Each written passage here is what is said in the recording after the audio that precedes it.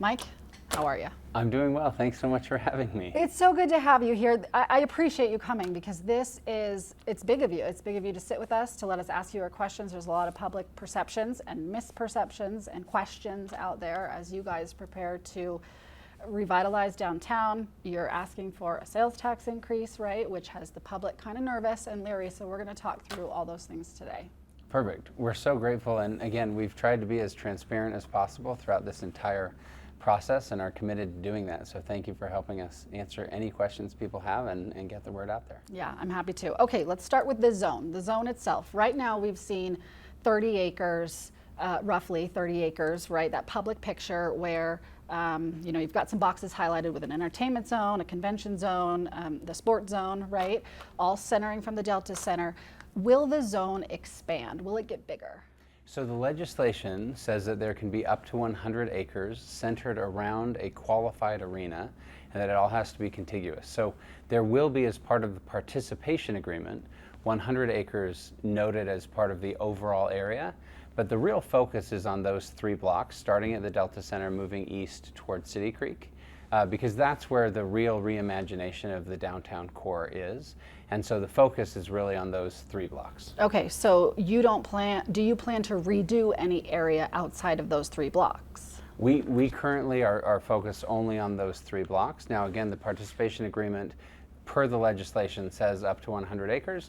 That is area where the money can ultimately be spent, but first of all, look, we're going to be putting at least $3 billion into downtown. It's not like there's this unlimited thing. And more importantly than that, we won't control any land outside of those 3 blocks where we'll enter into a lease agreement with the city for the Delta Center block and the county for the other 2 blocks.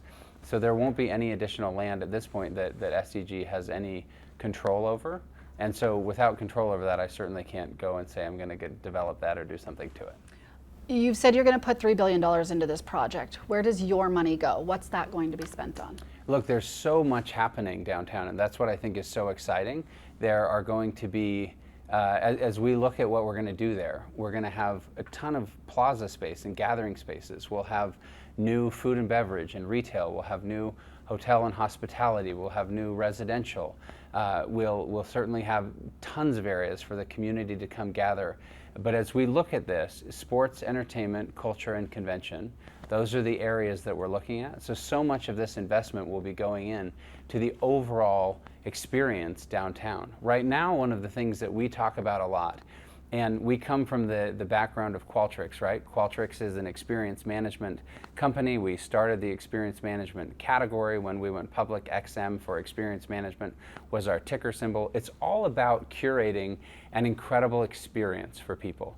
Now, what we have the opportunity to do right now is curate an incredible fan experience once you enter the building. The challenge that we've had is we don't have the opportunity to curate any of the experience outside the building. And so whether that's parking, public safety, transportation, comprehensive transportation planning, any of those things are not part of what we're able to currently provide to members of the community, to fans of the sports, to people coming to a Abravanel or to a convention, right? This allows us, and when I say us, I mean collaboratively, the city, the county, the culture, arts and culture community, the convention center, to all come together collaboratively to say, hey, we need to curate an incredible experience downtown, not just the experience within our individual buildings.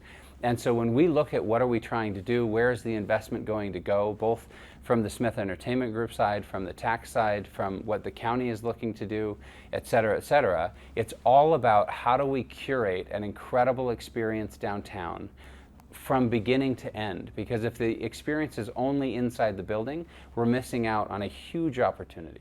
Yeah, fair enough. You're creating an experience. That's great. Along the way, you're asking for a tax increase, right? And so there's some stipulations around where that tax money can go, et cetera. So let's get into some of the nitty gritty. How much of the tax increase revenue will go towards the stadium itself? Like, what is the breakdown? It's a fair question. You will, I hope, give us some grace in the fact that we've had a hockey team for only a few weeks, and we're looking at a comprehensive remodel of the stadium. So if you're familiar, a basketball court is roughly half the size of a hockey rink. So to fit a hockey rink inside the stadium will be a massive change. Now, and so we're looking at all of those numbers right now. It's anticipated that roughly 500 or so million will go toward the arena, and then the rest of that will be invested into the district and to all of these, again, public spaces, plazas, et cetera, as we develop the rest of the district. But that is a back of napkin number. I think that no one would want us to have a perfect number yet. That means that we're doing a really bad job of figuring out all the details. And so we're looking at that very carefully. We're doing our best with the few weeks we've had, but it's looking somewhere along the lines of 500, 550 toward the arena and the rest invested in the district as a whole. Okay, and the law stipulates what the tax money can be used for. We can get into some of those in a minute, but if $500 million in taxpayer money is helping to reno the stadium, you've said that $1.3 billion will be generated over the course of the 30 years. It's anticipated to generate $1.2 billion. Okay. Of that, Smith Entertainment Group, per the participation agreement that we're working on with the city right now, will be capped at $900 million. Right. The additional $300 million is dedicated toward the culture and convention piece of this block, and will be going toward that. Now, it's important to recognize that when you look at the culture and convention side of this, let's just leave Smith Entertainment Group out of it, let's leave hockey out of it, let's leave the jazz out of it. And the county's been very clear about this. Abravanel Hall has hundreds of $millions of deferred investment right now that it needs for any sort of renovation. It doesn't have sprinklers over the the rest of the building, just the musicians, right? Right. Just the stage. Its fire maintenance system is not accurate. ADA, it's not even close to ADA compliant, not only just not on the first level, but on any of the levels. The heating and air conditioning don't operate independent of the convention center and need remodel and fixing as well. So there's hundreds of millions of dollars in deferred maintenance on Abravanel itself. But then you also look at the convention center. The convention center, and I'm a tenant of the convention center. Qualtrics holds its annual X4 conference there. I help run a lot of that. We just had a conference there not long ago. It does great, but it's also built for the convention of the past.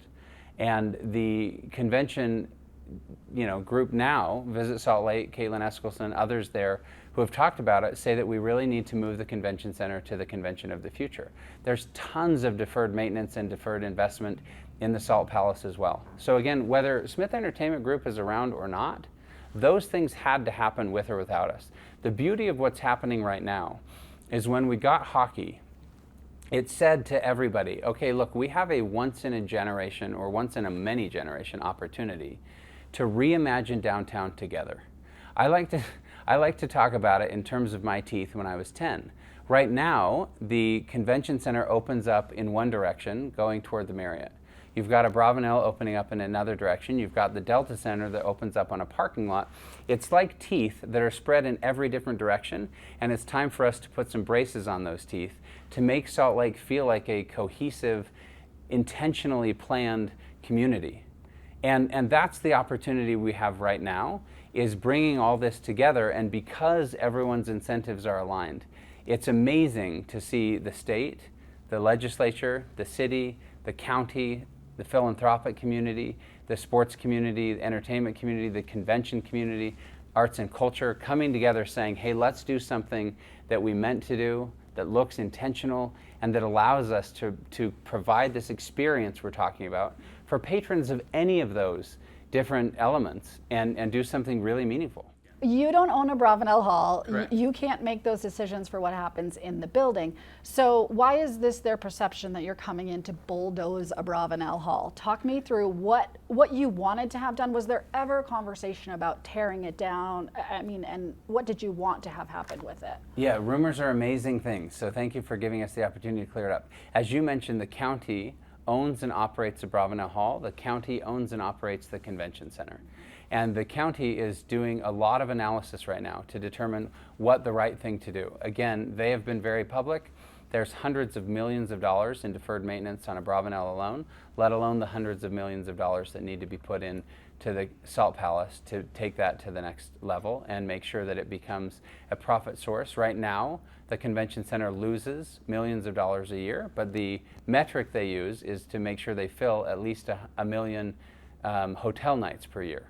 With some changes to the convention center, they'll be able to take that from roughly 65% occupancy to closer to 85, 95% occupancy and turn that from a loss leader into a profit center. And so there are all of these investments that are good. The county is working on all of that. We are working closely with them to understand, again, how all of this will fit together. But that's the county's decision. The county is doing the analysis. Mayor Wilson, I think I'm sure saw 3 or so weeks ago, put out a statement. The county is looking at every opportunity to remodel and keep Abravanel as is, but they're exploring all the different possibilities because all of these things will tie together. Sports, entertainment, culture, and convention, we're having conversations with them, but ultimately, as you've noted, that's a county decision. Right, but they don't have the funds via their deferred maintenance budget to be able to do the renovations or a rebuild that they want to. So are you saying that if 500 million goes to the stadium, you said another 300 goes to culture and convention? Is that a carve out? Is that like a set aside in the tax money to go to those buildings? Yeah, so Smith Entertainment Group, again, is capped at the $900 million. And that will be spent on arena and the entertainment, I guess you could say, part of the district, but that whole, all the plazas, gathering spaces, et cetera. The culture and convention piece, an additional $300 million roughly from the tax via what would be an interlocal agreement between the city and the county would go toward that culture and convention piece and other funds that the county will generate. How does the county generate more revenue in the district? It's a great question for the county. I'm not going to speak on their behalf, but just know that everyone is working very collaboratively to figure out, because if this doesn't work for everybody, it doesn't work for anybody. And that's, I think, what's so incredible right now is that everybody is coming together. So many different leaders from the political world, from the sports and entertainment world, from the business world, from the philanthropic world, et cetera, are all saying, if we don't have a thriving urban downtown core, then Salt Lake City, but also the county, the state, the entire region will be in a much worse place because we need a thriving downtown core. But thinking along First South, do you cut through the convention center? Is that the idea? All of that is being reviewed by the county right now. Again, I don't propose to speak on behalf of the county. The idea is to increase walkability and flow and to reconnect the east and west sides of downtown. Because right now it's cut all along First South, and we'll do this when we walk and talk, right? It's cut in half, right, by the convention center. Right, So, there's a big wall there. If Yeah. you look at Gateway, that's all inward-facing retail, creating another bit of a wall just west. And so the idea is, how do you increase connectivity and flow and walkability in the downtown? so will you expand it west at all into the Gateway? Is the We don't Gateway a have any player? intent. Again, right now we're focused on those 3 blocks. Why does Smith Entertainment Group need this tax money? So look, our plan, and we were very clear about this from the beginning, our plan was to leave the Jazz downtown, and then we were going to go build a full sports and entertainment center south, either Draper, Sandy, wherever, build a full sports and entertainment center down south with a hockey-specific arena. Now, every sports owner you've seen in the United States and roughly in the world lately are building these 120 acre sports and entertainment centers because it gives them an opportunity to control all this real estate and do all these things and really curate that experience. Our plan was to do that with hockey. Now, as we got into this conversation with all of these interested parties and we're going through the legislative process, there was great leadership from the governor, from the speaker, from the Senate president. We'd been meeting with Mayors Mendenhall and Wilson for several years. Once we had a sense that we were going to get hockey. Now, no one knew it would come this fast, right? We had asked for an expansion team, and then we thought that'd be in 3 to 5 years. Instead, we got a team in 3 to 5 months. Talk about a surprise.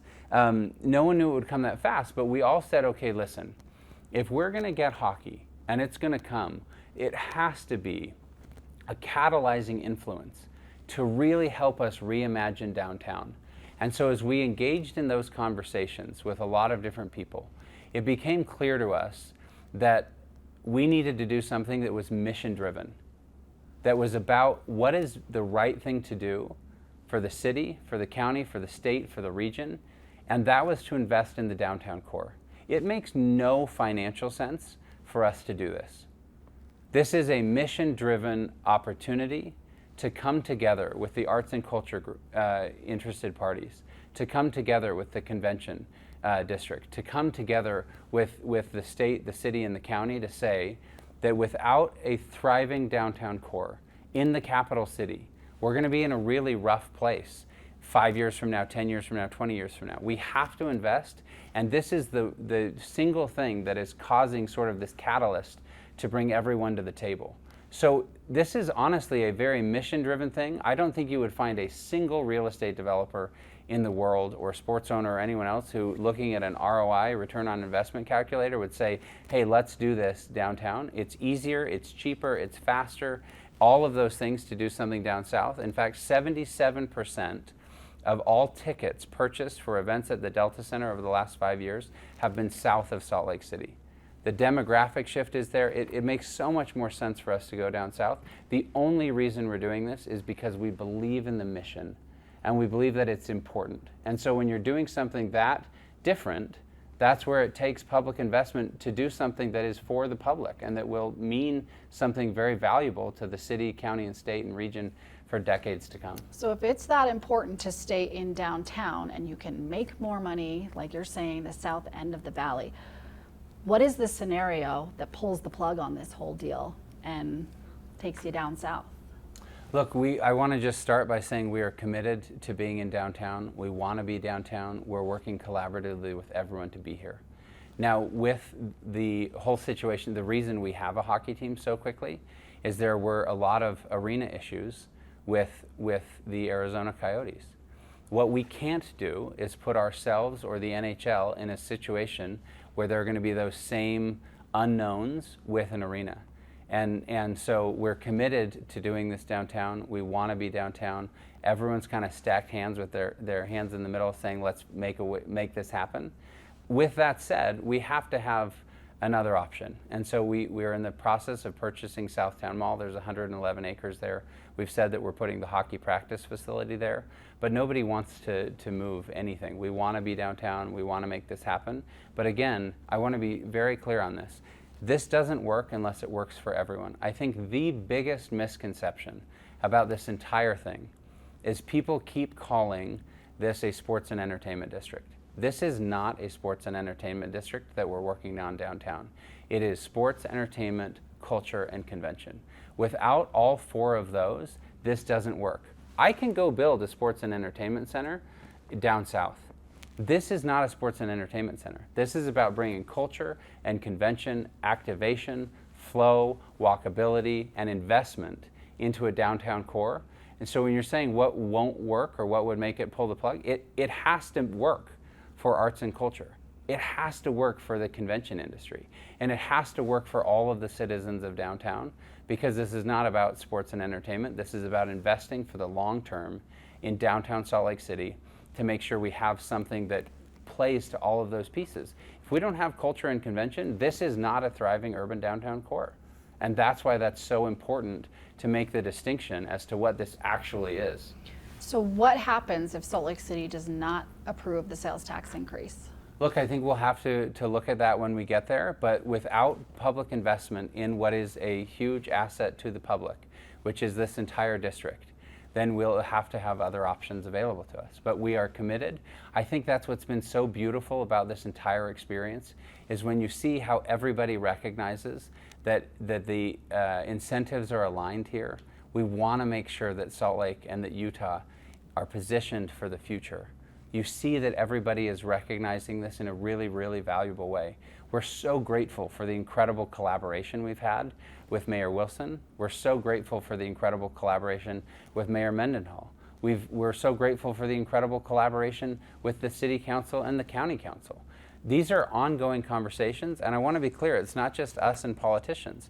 I have met with and SEG has met with dozens of community organizations and hundreds of individuals over the past couple of months, getting feedback, asking people's opinions, making sure that this works for everybody. This is not a conversation happening just between SEG and politicians. This is meeting with the Downtown Alliance. This is meeting with the Salt Lake Chamber. This is meeting with the Japantown community.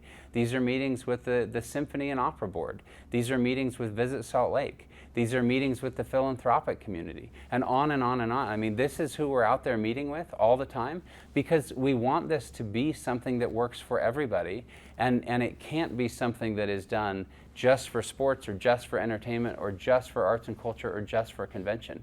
It's something that's bringing all of these parties together, and that's what I think so amazing about this, is that maybe for the first time we see everyone saying, listen, Salt Lake City is an amazing place, but it also needs a lot of investment.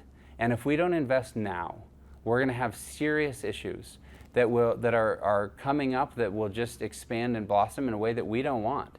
And so everybody is saying we need to invest today, and we need to make something happen to make sure that we shore up what downtown can be for generations to come.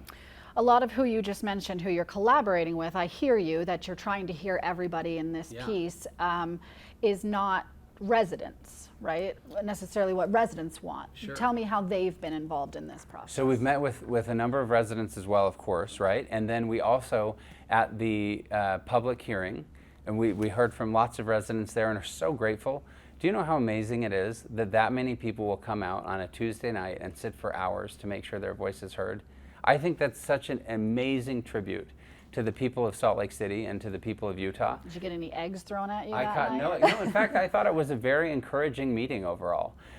People overall were very supportive. They had caveats, right? But I think the report I got back was that 2/3 of people who spoke that night were supportive of passing the tax. Now, they had comments going along with that, but the overwhelming sentiment was, we want to do this, we need to invest. And that was coming from residents, so we're having those meetings. We also announced a website where people can provide comments. We've received hundreds of comments there. Thankfully, those comments, it's quite interesting, actually align with most of what we're trying to do. People want walkability. They want to figure out changes to parking. Parking's a hard problem down here. The Jazz, we don't own any of our own parking, right? We leverage a parking lot owned by the Church of Jesus Christ of Latter-day Saints. There's parking at Gateway, other places, but we need to figure out parking downtown. People want comprehensive transportation planning, which we've talked about in all of our work as well. And so what was really nice to see is that as so many from the community are commenting in this online forum, as they're commenting at public hearings, as they're commenting in meetings with us, we're actually finding a lot of alignment on some of these principles that we've talked about in terms of what's going to guide the development. That to me is incredibly encouraging, because it means that in these meetings, people are tapping into the same vein, and that means we're going to be able to do something really special.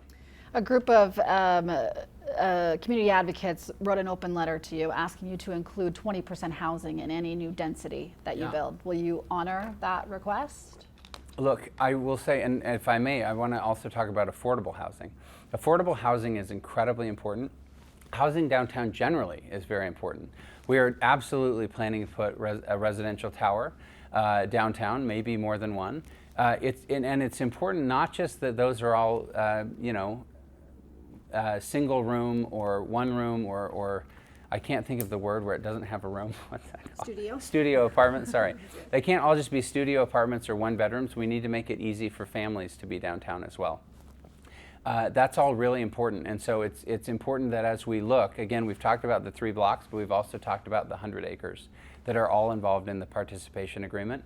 Within that whole area, as we look at downtown as a whole and at the urban core, it has to be a place where people and families can not only come visit, but can also live. And so we are certainly working collaboratively, both with the city and in part of the participation agreement, working with the county in those conversations, and then working across other areas in the downtown, especially in the 100 acres, because we're equally interested. You saw a governor come out and say, look, we need to build 35,000 starter homes over the next 5 years. KSL recently reported that Utah is the 3rd least affordable housing market in the nation. This is a really important issue and something that we want to look at as we go through all of this process. Not just housing, but affordable housing, Yep. right? Because one of the arguments too is that this sales tax will most affect low-income folks who are already struggling to buy diapers, to pay for groceries, and their sales tax is going to go up. Meanwhile, they can't afford a ticket to a game. Mm-hmm. What do you say to those people? Look, I think it's incredibly important. I think this is probably the most important thing we're going to talk about today. I think it's so important that this downtown core work for everybody. So whether that means that you can't afford a ticket to a jazz game, you can't afford a ticket to the symphony and to go to Abravanel Hall, you never attend a convention at the convention center, this needs to make sure that there is still a place and space where it works for you. So I will say, one, I think it's important to recognize that the Delta Center, NHL, and NBA will bring over $600 million of economic impact to Salt Lake City every single year. $600 million of economic impact every single year. It's also important to recognize that as we do this development, there have to be, again, plaza spaces where festivals and gatherings and community gatherings can happen. This has to be a place where people can come and bring their families. It has to be a place that encourages a lot of economic development, where other funds can be generated that go into the general fund, that go into city services and community services. In addition to all that, as we look at the public benefit overall and working on the participation agreement, there are things that are really important to us to include, and that includes, for example, internship opportunities for individuals who live near the Delta Center, especially underserved individuals, job shadowing opportunities that we do that. We want to bring big brands downtown. But guess what? We also need to make sure that this is a place where local businesses and local restaurants have a place to go. So if you have an incredible restaurant on the west side or a food truck, we want to make sure we find a way to incorporate some of those elements that make Utah unique and special into what we do downtown. So all of those are pieces of what we're looking at to make sure. So again, if you never buy a ticket to the symphony, if you never attend a convention, if you never attend an NHL game, this still needs to be something that works for you and where there is some positive benefit, whether again those are the jobs, whether those are the opportunity to open a business or a restaurant in this area, whether it's just the incredible plaza spaces where you can gather with the community. I know we're all very excited to come watch playoff games there, to watch the Stanley Cup there. We'll have that opportunity to do that and gather as a community in those areas. And then in addition, we'll continue to open up the arena and these spaces, again, for festivals, but we brought everybody when we welcomed the NHL team, right? You open that arena. When we have drafts, we open the arena for all those things as well. You mentioned the $614 million that you say is going to be generated by the Jazz NHL in this downtown zone. Are you talking new sales tax revenue? Like, break down those numbers for me, because I was just doing some back of the napkin math, and I am no economist by any means. I will fully admit that to you. But $614 million divided by the 0.825 sales tax is $7.5 billion. You're saying it's going to generate that much money? So that's, and we can get you those economic impact reports. I think that's probably the best thing that we can do for you, and we'll send that over. But the economic impact as a whole, and that includes all of the people coming downtown, all of the money spent at various restaurants or hotels, et cetera. So that's not all tax revenue, but that's the economic impact of the jobs and all of those things that come directly to Salt Lake City as a result of having the Jazz, the Delta Center, and NHL downtown. Without that, the Jazz, Delta Center, then all of that economic impact goes away. And so it incorporates the jobs that are provided, it incorporates taxes that are here, it incorporates spend on restaurants and hotels and on and on. Right, okay, so you added up all of that economic benefit. It's not just that's a sales tax increase or revenue stream, Yeah. Right? Okay, because hotel taxes go to a different fund than Yeah, there are sales taxes. TRT stuff like that. This is the economic impact alone of having it downtown. It's not a representation of tax. So how has the LDS Church been involved in your negotiations? They own land, they own this building that we're sitting in right now. How have they been involved in your negotiations? Are they selling land to you? Are they selling property? Are you buying any additional property? Tell me the story. No, there's no conversation with the LDS Church about taking, leasing, or buying any of the land that they currently own. Look, I will say that as I gave you the braces analogy earlier, I think it's really important. Salt Lake City is an amazing place, but it's been designed a little bit piecemeal. And that's why there's this here and that here and that there. And so our commitment and our desire is that we work very closely with all of our neighbors. So I have regular conversations with the leadership of the Church of Jesus Christ of Latter-day Saints. I have regular conversations with members and leaders of the Japanese Church of Christ, with the Japanese Buddhist Temple, and with other groups and entities, the Ritchie Group that has a project, Kitty Corner to the Arena. We want to be good neighbors, and we want to make sure that what we're doing works with what everybody else is doing. And so yes, there are ongoing conversations because we all want to be good neighbors together and make sure that what we're doing works for everybody in a way that makes it feel like a cohesive, comprehensive, coordinated plan downtown. Let's talk about some of the zoning changes in downtown. Unlimited building heights with anything over 75 feet, got to get approval for it. Changing setback regulations on the Delta Center so you can presumably expand it, and correct me if I'm wrong. Parking garages can't be without other housing on top of it, right? So can't have a standalone parking garage, and lighting and signage. Does downtown become Times Square with the lighting?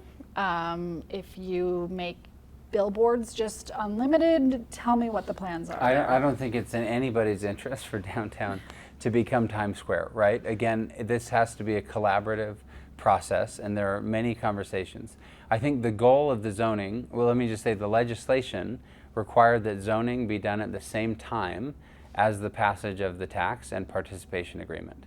So that is going on in an ongoing process where the zoning is happening at the same time. Now, as to what we're looking to do downtown, it still is under the D4 zoning and will be part of all of those same city requirements that are there. As far as what we're looking to do, again, those are collaborative conversations that we're having with many different organizations and groups to make sure that downtown works for everybody. And that process is running concurrently but separately. Presumably, if you have an LED screen in there right now, the marquees, stuff like that, can only advertise shows that are at those different venues, Abravanel Hall, Delta Center. How do you change that? I think it's really important, and I think there's a lot of interest in making sure that, one, we protect spaces that shouldn't be all lit up all the time, right?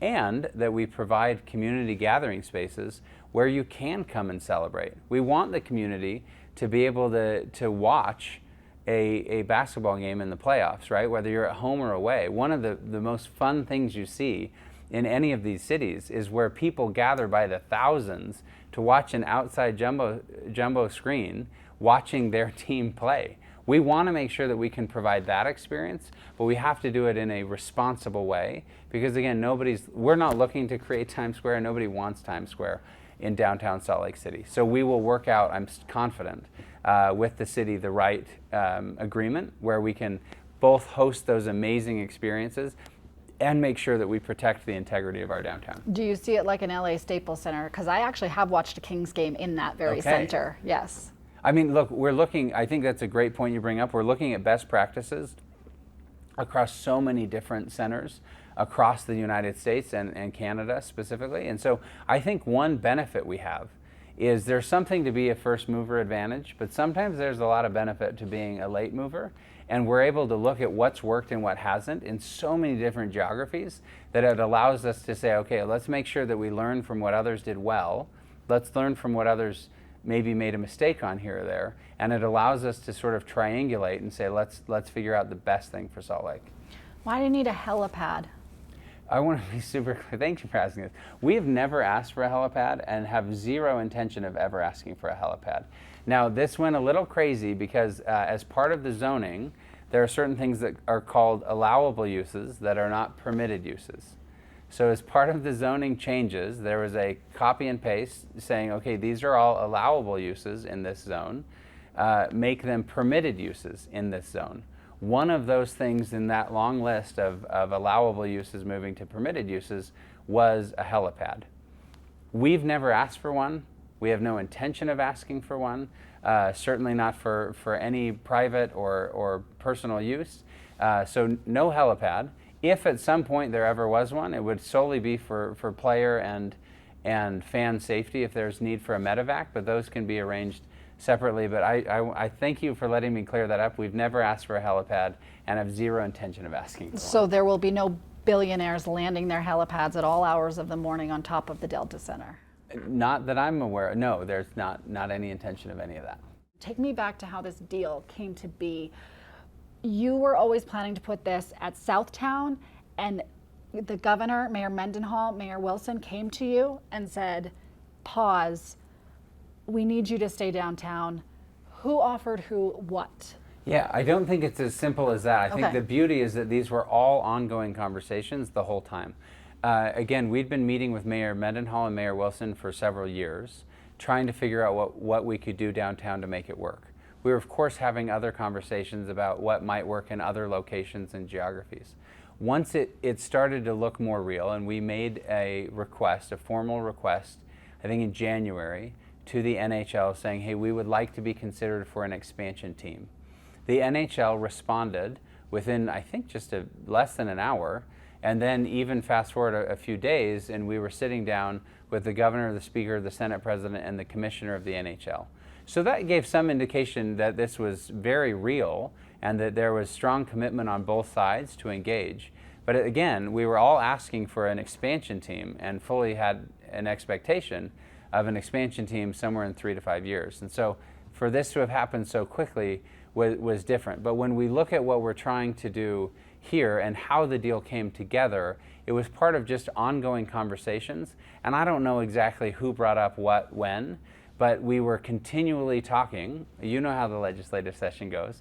You're meeting daily with everybody, right? So whether those are members of the House of Representatives, the Senate, the leadership, the governor, and others, and the mayors, we're talking constantly, trying to determine what would be best. In the course of those conversations, it became clear that there was a strong desire among all the parties to say, what if we use this as a catalyzing cause to really invest in downtown in a way that it hasn't received deep investment for decades? So there's no promise of a sales tax increase. There's no saying, like, we'll get our residents to approve this, or at least the city council, right? Mayor Mendenhall and the city council, we can make them on board with this. There was no promise of the sales tax increase. City council, county council, they're all amazing people and they're all individuals, right? So everybody can make their own decisions there.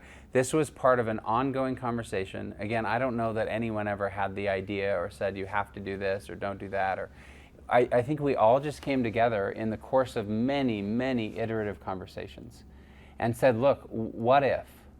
What if we do something really special? And that requires everybody to put their hand in the table, put their ego at the door, and say, look, no one's going to get everything they want here. We're going to do something really unique, but that means we're all going to have to come together and say, let's figure out something that works for everybody. And that means nobody gets everything, because everybody is trying to say what's best for the future, what's the mission we're driving here. And that's a really, really special and unique time, because no one's in it for themselves. Everybody's in it for what's right for the state of Utah, for the city of Salt Lake, and for our urban core going forward. You probably, your company, wants to make money, right? You said you might lose money on this deal. How do you benefit from this zone and from the sales tax increase? Again, this is a deeply mission-driven thing. I want to be clear. We are very, very sensitive to the fact that taxes are sacred money in a sense. Like, these are people's very hard-earned dollars. We recognize that and honor that. This is about making sure that we have a future of downtown. Again, if we wanted to just do whatever we wanted to do and go make money, and we would absolutely be building a sports and entertainment district on our own. We care deeply about the mission because we know that what's right for Salt Lake and what's right for the state is something different. And that's why we want to come in and do something that's much harder, that requires a lot more collaboration and a lot more regulation and all these things to develop in a downtown on just 3 blocks instead of having all this room. We want to do this because it's the right thing. And the thing that's so amazing about it is, again, everyone's putting their hands on the table saying, we want to do this too. And this is not something that Smith Entertainment Group could ever do on our own. This is not something that I think the arts and culture community could do on their own. This is not something that the convention district could do on its own. This is not something that the state or county or city could do on its own. It's requiring everybody, and that's where it became such a powerful thing, where it said, look, we're going to put our egos and our thoughts at the door, and we're going to come together and say, how do we do what's right, not what's right for us? One of the public perceptions is that the Smith Entertainment Group is holding the city hostage, essentially. If they don't approve the sales tax increase, the team goes south. Downtown dissipates, right? You've said that yourself. Why is that an unfair perception? Look, we've said many, many times, if someone came and brought us the perfect, state-of-the-art dual hockey and basketball arena and plopped that where the Delta Center is now, and nothing else in downtown changed, we wouldn't do it. Because it's not about our arena and it's not about that experience. We talked at the beginning of this conversation. It's about curating the experience of all of downtown. If it doesn't work for everybody, it doesn't work for anybody. And so when we say that the biggest misperception is that this is about sports, it's about a thriving, mission-driven downtown core. This is sports, entertainment, culture, convention district. It has to work for everybody, or it doesn't work. And so the whole point is that this is giving all of the parties involved a catalyzing cause to say, let's do something really, really special. And that's what we're all working toward, that goal together. Let me address some rumors that Okay. are out there, if I haven't already. I love rumors. Yeah, right? Is the tax increase a done deal? No. Look, one of the most beautiful things that I have thought about this entire experience is the incredible public servants that are out there, and the opportunity to meet so frequently with members of the city council, with members of the city staff, with the mayor. These are deeply committed public servants who are working very, very hard to make sure that they do the right thing for everyone in their constituencies. And we have some really beautiful and hard and thoughtful conversations to make sure that this works for everyone, that there's something that benefits everybody. Again, whether they can ever buy a ticket to a symphony or to a hockey game, this has to have benefit to the public. And there are amazing public servants asking really important questions, collaborating in really important ways, and I'm very grateful to have the feedback and opportunity to listen and work with them. Did Smith Entertainment Group ever ask any elected officials to sign NDAs, MOUs, any type of contract to say, don't talk about our plans publicly? No, we have never asked anyone to sign an NDA, not just public officials. Let me be clear. Again, we've met with dozens of organizations and hundreds of individuals. We have iteratively worked on our plans. We've shared, hey, we're thinking of this. What about this? Give us your feedback on that. I just spent a bunch of time yesterday with former Senator Iwamoto walking through Japantown together. And she and I talked about all these different things. In no instance have we ever asked someone to sign an NDA or an MOU saying they won't talk about this. We want people's feedback. We want them to share, and we will iterate and continue to develop these things based on the conversations we have. So the perception that Abravanel Hall was going to get demolished, that came from a county situation? Because it was kind of under the impression that you guys were going to come in and just bulldoze things, right? Yes, so look, we don't have an opportunity to come in and bulldoze anything. We're in many conversations with the county. The county, again, let's talk about Abravanel, but also the convention center. Those are right there. The convention center is incredibly important. You can't just go demolish that. Like, you have to find a way to keep that square footage. We have to have a thriving convention business here in Utah, and specifically right here in downtown Salt Lake. That's a huge piece of making the activation work here. And so as the county is looking at all of these different ways to preserve square footage, even if some of the convention center is demolished or remodeled or whatever, the square footage necessary to run conventions is necessary. So we're going to figure that out and work collaboratively with them. But I can't say where rumors start. I can say that they're probably not helpful, and that's why we want to make sure everyone has the best and most up-to-date information. So Abravanel stays on site, Umoka stays on site. We have asked and put a very firm stake in the ground that, again, this is a sports, entertainment, culture, and convention district. It is our very strong opinion and we will work with the county. But our very strong opinion that this does not work at all without culture having a prominent spot on site as part of this entire reimagination of downtown. And that means a symphony orchestra there, that means the arts, and I've said from the very first meeting, and we'll stay consistent on this throughout, we want Abravanel Hall on site, we want UMOCA on site. That's important to this district, and very important that we have that cultural element to the downtown urban core. You've said that you are in quote unquote deep conversations with the Olympics to hold Metals Plaza in this zone. Yeah. Elaborate.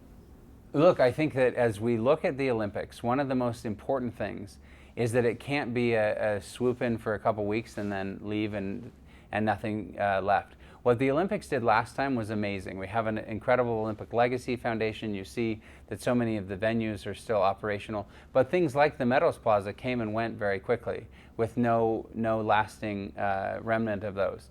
And so I won't, again, speak on behalf of the Olympics other than to say that we're working together and looking at all sorts of possibilities. A beautiful thing about if we're able to put hockey at the Delta Center is that you can play those games. The NHL has, in the last many Olympics, not been involved in Olympics. They'll be coming back into the Olympics and letting their players be there. So that's huge for us, should we be awarded in 2034. And then so many other activations, but it has to be, how do we leverage the Olympics in this beautiful thing that we're hopeful to get into our community to have a lasting impact instead of a in and out, one and done type thing. Does Smith Entertainment Group have any plans to bid for a MLB expansion team? Let's see. We are so busy right now. I love that people keep asking about all these many different myriad things. We are relocating and establishing a hockey team in an unprecedented way and time frame. We've got the Royals and RSL, we've got the Jazz, we've got an entire downtown urban core to look at. We've got Southtown Mall that we're doing. I think we're pretty busy. But I do want to say this, we're supportive of the efforts. I think it'd be amazing to have baseball in Utah. Let's end on a light note, shall we? Great. Names, jerseys, and colors. What can you tell me?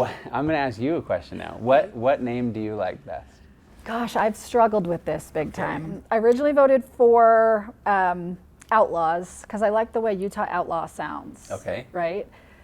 Yeti feels like a silly mythological creature to me. I feel like it's not tough, but I've seen some of the jerseys around there that, kind of looks cool. Look, here's what I think is amazing, and I'll just say this. We've cared deeply about what the community thinks. This is a community, we view this, and I credit to the Millers. They always talked about the Jazz as a stewardship. I think that lesson has permeated deeply. We view our stewardship of the Jazz as very important, and our stewardship of hockey as that. And so that's why we're so interested in making sure that the community gets to vote and be part of this naming process. How often do you get to name a professional sports team? That's not often.